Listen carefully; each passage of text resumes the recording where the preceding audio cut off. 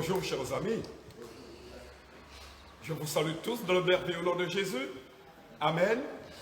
Ça me fait plaisir de vous voir réunis parce que dans cette réunion, dans ce rassemblement, rassemblez-moi mes fidèles qui ont fait alliance avec moi par le sacrifice, dans cette, je dirais, dans cette attitude, dans cette prise de position, il y a la victoire. Parce que nous sommes dans la parole. Alléluia. Aujourd'hui, c'est une étude dominicale, mais je voudrais que lorsque vous recevez ce que je vais vous dire de la part du Seigneur, que vous soyez vraiment heureux et que vous soyez épanouis et que la force de Dieu rentre en vous. C'est pourquoi je vais vous faire une petite surprise. Je vais chanter quelque chose, mes bien-aimés, qui me permet d'être là. Parce que s'il n'y avait pas cette espérance en moi, si je n'avais pas cette certitude que je suis sauvé, je ne pourrais pas me paraître devant vous. C'est pourquoi je chante ce petit chant très court. Je suis heureux car Jésus m'a sauvé. Dans son amour, il m'a tout pardonné. Voilà pourquoi je me mets à chanter. Je suis heureux car Jésus m'a sauvé. Chers bien-aimés, il n'y a pas, voyez, ce n'est pas vraiment quelque chose que je fais par hasard. Parce que la louange est très importante pour le Seigneur.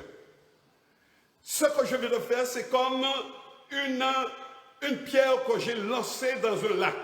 Et puis il y a l'ondulation.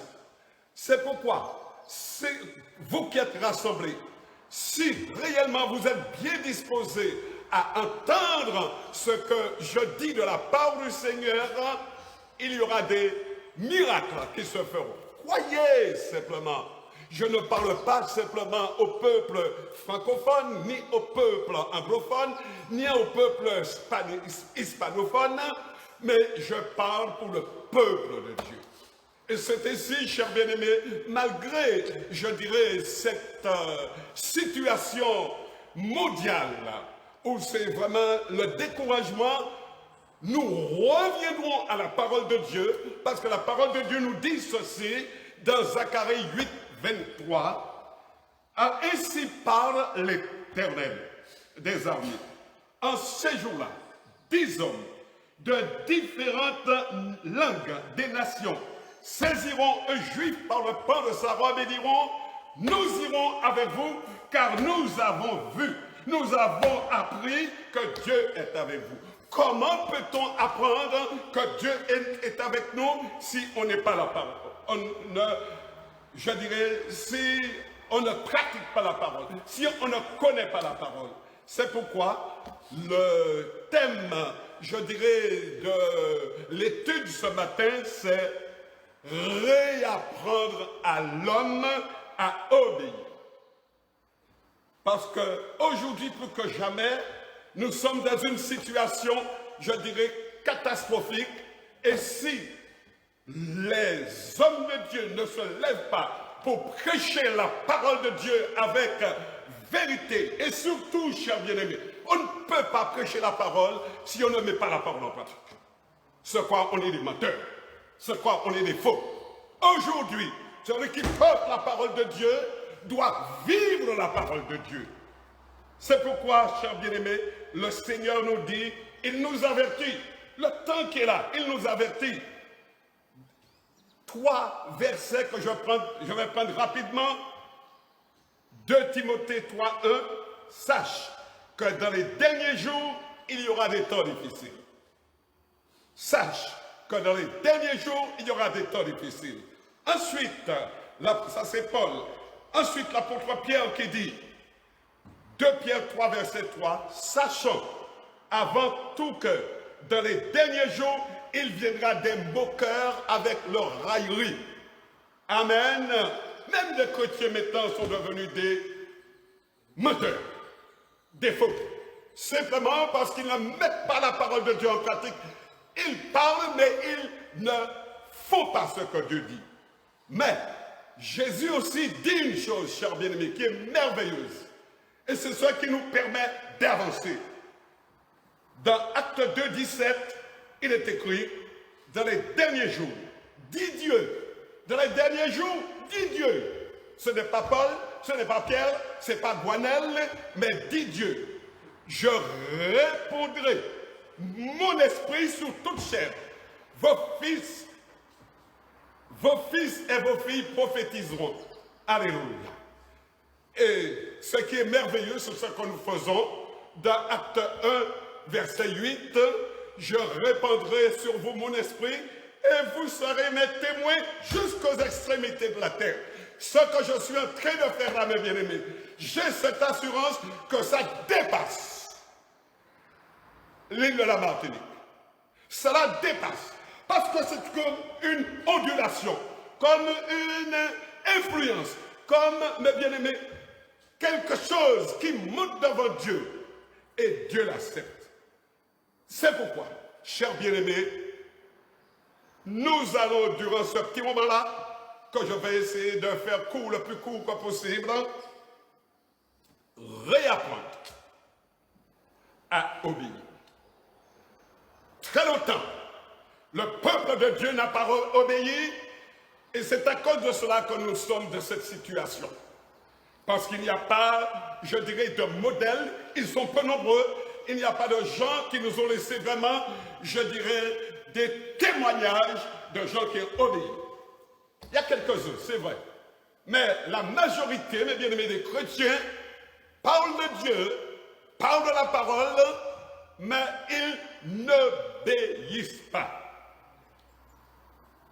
Dieu avertit, dans Deutéronome 28, verset 1, vous notez, « Si tu obéis à la voix de l'Éternel, ton Dieu, en observant et en mettant en pratique tous ces commandements que je te prescris aujourd'hui, l'Éternel, ton Dieu, te donnera la supériorité sur toutes les nations de la terre. » Oh, Dieu est menteur, mes bien-aimés.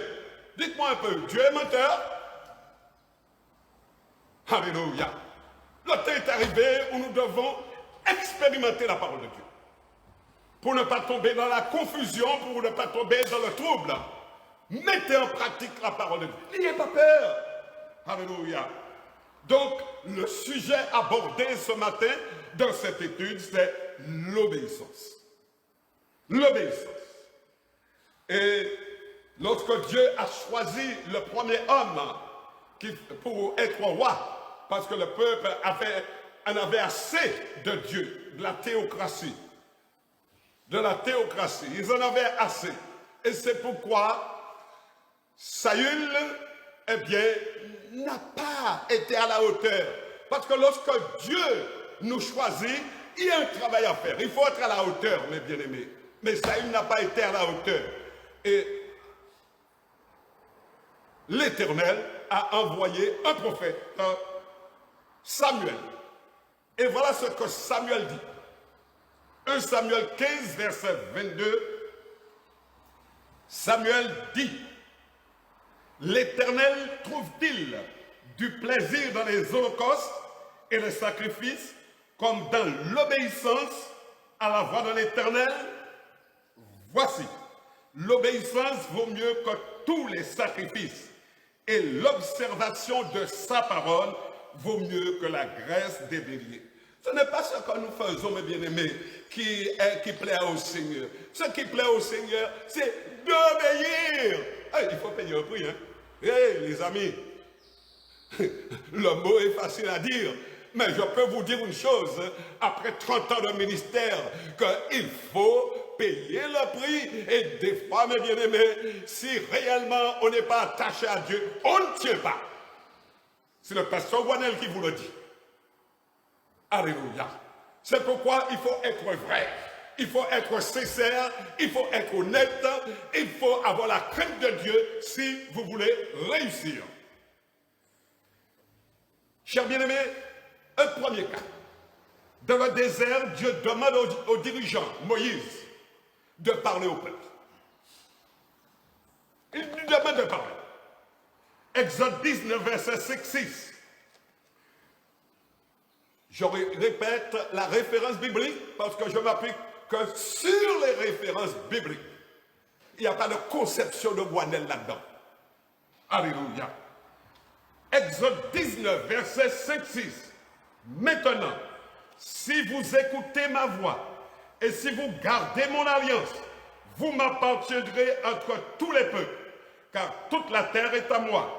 Vous serez pour moi un royaume de sacrificateurs et une nation sainte. Voilà les paroles que tu diras aux enfants d'Israël. Ça, c'est l'Ancien Testament. Dans le Nouveau Testament, Jésus lui-même, qui est une représentation de Dieu, va faire l'apprentissage de ses disciples. Parce que vous ne pouvez pas, nous ne pouvons pas être disciples si nous n'avons pas été formés. Il faut passer par l'école de Christ. Vous apprendrez de moi. Vous pouvez aller dans toutes sortes d'écoles théologiques. Alléluia, ça ne vous apportera pas grand-chose.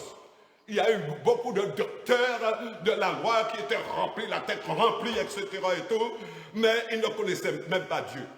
Parce que Dieu est esprit. Et il faut que ceux qui l'adorent en esprit et en vérité. Si vous n'avez pas l'esprit en vous, vous êtes comme nul. Et voilà ce que dit Jésus à ce peuple-là, dans le Nouveau Testament. Matthieu 7, verset 24. C'est pourquoi quiconque entend ces paroles que je dis et les met en pratique sera semblable à un homme prudent qui a bâti sa maison sur le roc. Oh! Le Seigneur, dans sa formation, peut te faire passer par beaucoup de tribulations, par beaucoup d'épreuves. Mais si tu mets sa parole en pratique, il te donne le discernement pour déjouer toutes sortes de pièges et tu sortiras vainqueur. Alléluia. Le but, cher bien-aimé, qui m'écoutait, c'est de réapprendre à obéir. Parce que nous avons perdu cette notion d'obéissance. Nous faisons ce que nous voulons, mais la volonté de l'homme n'est pas la volonté de Dieu. Alléluia. N'est pas la volonté de Dieu. Les mots, chers bien-aimés. Vous savez, obéir, c'est retrouver sa relation avec Dieu. Si tu n'aimes pas, si tu n'obéis pas, tu ne pourras jamais retrouver ta relation avec Dieu. Même quelle que soit l'épreuve, tu dois vraiment avoir cette assurance que c'est Dieu qui me conduit, que Dieu est avec moi. Je n'ai pas peur de quoi que ce soit. Je n'ai pas peur de la maladie. Je n'ai pas peur de la mort. Je n'ai peur de quoi que ce soit parce que mon Dieu est avec moi. Vous êtes là avec moi? Donc les mots-clés, chers bien-aimés, permettant de comprendre la raison de l'échec de tout un peuple de la marche du désert pendant 40 ans, réapparaissent aujourd'hui. Les mots-clés dans ce que je viens de vous dire.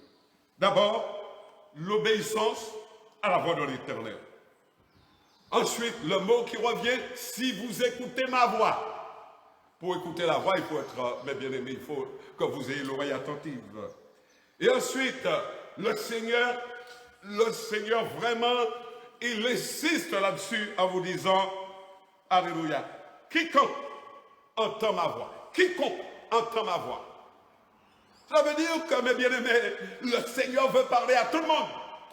Ce n'est pas une question de religion ou autre, mais c'est surtout, je dirais, ce désir dans son cœur de chercher la vérité, le désir dans son cœur de connaître Dieu. Le constat de l'échec, chers bien-aimés, va de plus en plus grandissant dans le monde. Oh, c'est ce qui nous montre que réellement il y a un problème. À quelques heures, chers bien-aimés, du retour du Seigneur, nous voyons qu'il y a un problème relationnel. Tous les prophètes disent que les hommes ont bouché leurs oreilles pour ne pas entendre la voix du Seigneur. Tous les prophètes. C'est pourquoi il est parlé de la fin des temps des faux prophètes. Et qu'il faut avoir le discernement, chers bien-aimés. Tous les prophètes disent que les hommes ont bouché leurs oreilles pour ne pas entendre le Seigneur. Et voilà deux versets. Jérémie 5, versets 20 à 21. Dieu parle à ce prophète-là. Annoncez ceci à la maison de Jacob.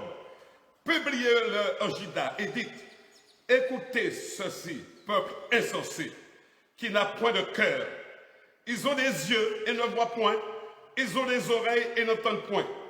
Ne me craignez-vous pas, dit l'Éternel, ne tremblerez-vous pas devant moi? Deuxième, cher bien-aimé, je dirais, avertissement. Ce n'est pas n'importe quoi. Le Seigneur veut nous réapprendre à obéir, cher bien-aimé. C'est pourquoi il nous donne des avertissements. Et il parle, de même qu'il a parlé à Zacharie, dans Zacharie 8, verset 23. Maintenant, il va dire à Zacharie 7, verset 9 à 13. Ainsi parle l'Éternel des armées. Rendez véritablement la justice et ayez l'un pour l'autre de la beauté et de la miséricorde. N'opprimez pas la veuve et l'orphelin, l'étranger et le pauvre, et ne méditez pas l'un contre l'autre le mal dans vos cœurs. Mais ils refusèrent d'être attentifs, ils eurent l'épaule rebelle et ils endurcirent leurs oreilles pour ne pas entendre.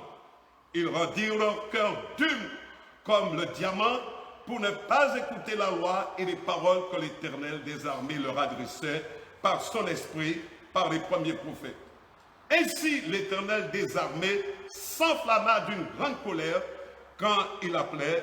Ils n'ont pas écouté, aussi n'ai-je pas écouté quand ils ont appelé, dit l'Éternel des armées. Et je terminerai en vous donnant simplement la définition de l'obéissance, et j'aurai terminé. La définition de l'obéissance. L'obéissance consiste essentiellement dans la soumission de sa propre volonté à une volonté extérieure. Cette obéissance suppose que cette autorité extérieure ait pu clairement communiquer sa volonté à ceux dont elle attend l'obéissance. L'obéissance, c'est écouter la voix en se mettant dessous ou refuser d'écouter en se mettant à côté. D'où l'amour de Dieu qui nous laisse notre libre choix. Accepter ou refuser. Que Dieu vous garde et que Dieu vous bénisse.